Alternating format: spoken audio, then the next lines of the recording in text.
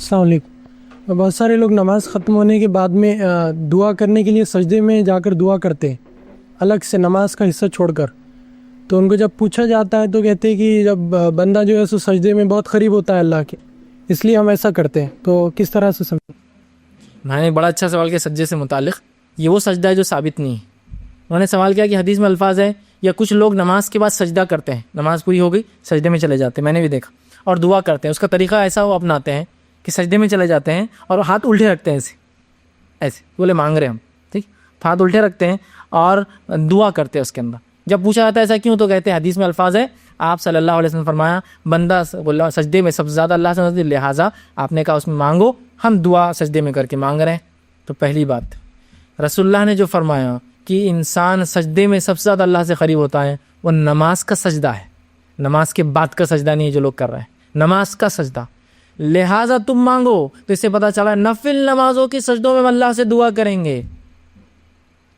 یہ نماز کے بعد یہ سجدہ بدعت ہے جو آج کل لوگ کر رہے ہیں، اور حکمت پتہ نہیں کہاں سے لڑاتے ہیں، عقل لڑا لا کے بولا ایسا کرنا یہ سجدہ، یہ بولے مانگ رہے، اور ایسا سجدہ ہے نماز کا رہتا۔ یہ کس نے سکھایا تم کو یہ طریقہ مانگنے؟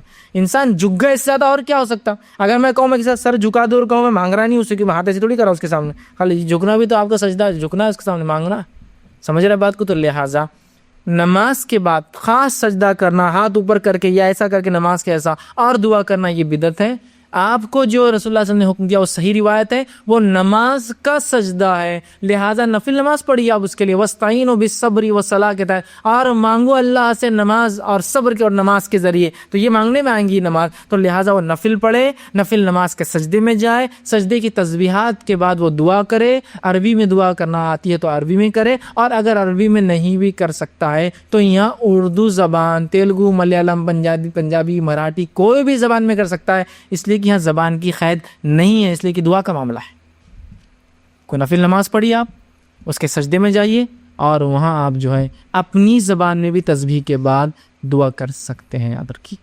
تو یہ نماز کے بعد کا سجدہ نہیں ہے، نماز کے اندر کا ہے، لہٰذا آپ سب نے نفل نمازوں میں ایسی دعائیں کی آپ تب کر سکتے ہیں، اور یہ سجدہ الگ سے جو کر رہے یہ ثابت سجدہ نہیں، یاد رکھیے۔